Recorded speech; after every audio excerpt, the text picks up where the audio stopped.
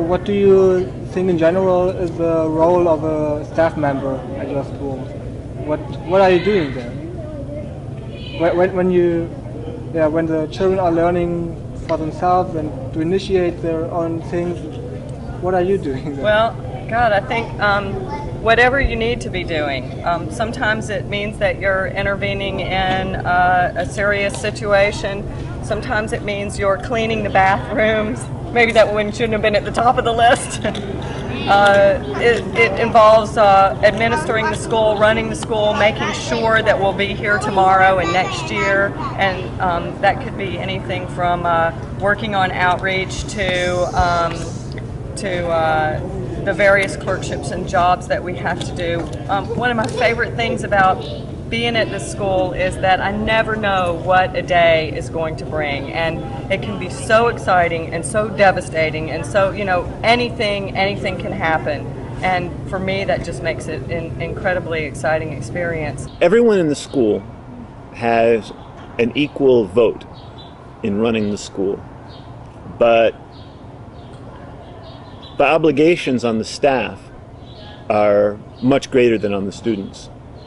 Because of the fact that we get paid by the school meeting, I certainly feel like we have an obligation to look at everything that needs to happen in order for the school to operate in the best way that it can, and make sure that everything that needs to get done gets done. So long as a staff member is passionate about the philosophy and willing to do the work of the school to keep the school going on a day-to-day basis, because there's no principal, there's no school secretaries, there's no custodian, there's no school nurse, there's no janitor. It's staff members at the school. They do everything. And if you're interested in that kind of work, then it can be for me it's been very fulfilling. I've learned about all different kinds of things. I mean, not only about education, but about administration, how to run a school, how to run a business, because that's what, it's also a business as well. And then there are other things which are more long-term, but at the same time less tangible than the strict administration of the school. For example, ongoing conversations with kids about what they want to get from their lives, what they want to get from the school. A lot of times, for example, a student will express some dissatisfaction with something, and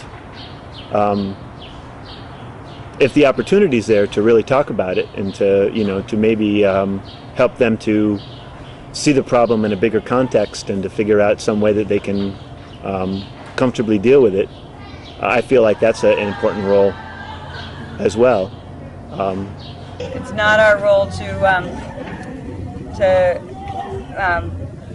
push kids in any certain direction, or to be, we're not salespeople aggressively trying to attract students to a certain place or a certain thing, but we're very available as resources. We're sort of tools for them to be able to get what they want. Staff members can't really be sitting around and thinking about, oh, well, wouldn't it be great if there were this class or that? I mean, the staff members are busy enough already. They don't need to initiate classes. I mean, that would just be like adding to their workload. Nor do staff members really want to sit around and take the time to initiate classes, because, yeah, I could initiate 200 classes at my school, but who's to say that anyone's going to show up at those classes? And those are my interests. Maybe I want to have like American, I was a history major in school, and maybe I have an American history class and a Chinese history class and a German history class, and and I could initiate 1,000 classes. But that's me, and I'm one person at the school, and maybe no one else shares my interest in history. So for me, it's a waste of time, really. A lot of times, staff members work as a sort of a learning consultant. Somebody who has a particular thing that they're interested in understanding or learning, and the staff member a lot of times is not so much an instructor, although sometimes that happens also, but very often they're a resource that helps the student to figure out methods that they can use to pursue that interest on their own. Is it sometimes difficult for you as a staff member to not to intervene in the activity the children choose to do, or do you feel it hard to maybe restrain yourself? I don't think so. I tend to be really. I mean, I think that the place where that's hardest for a lot of people is on things related to safety, and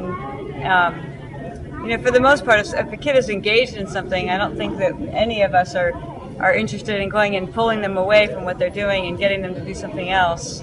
But I think that sometimes things seem dangerous to us, or seem very disrespectful to us is another issue. And on the whole, my tolerance for those things is pretty high. I know for me, sometimes somebody will be engaged in something that I'll be really interested in. And that's when I find myself wondering, oh, well, should I go? And in a sense, it is intervening. Should I go and try to participate in this in some way, or should I just leave that person alone to do their whole process? And so I think sometimes I wrestle with that a little bit. How are the relationships between the students and the staff members? Completely equal. I treat my friends the same as I treat staff members. The staff members are my friends. Completely, it isn't separated at all. Play with the staff members, go to the staff members as friends, talk to them. There's no separation whatsoever in our school. I think another aspect of it is that we're also role models for what it can be like to be an adult in our culture, and what adults think about and what they value, and how they act when they're having an argument with each other, all those kinds of things. And I think one of my other roles is to really try to be authentically, as much as I can, who I am for the kids, because I think that's why they elected me and not somebody else, was because they wanted me. And so I'm constantly trying to figure out who I am to offer at any given moment, and how to share that, and be there for them, and have good relationships.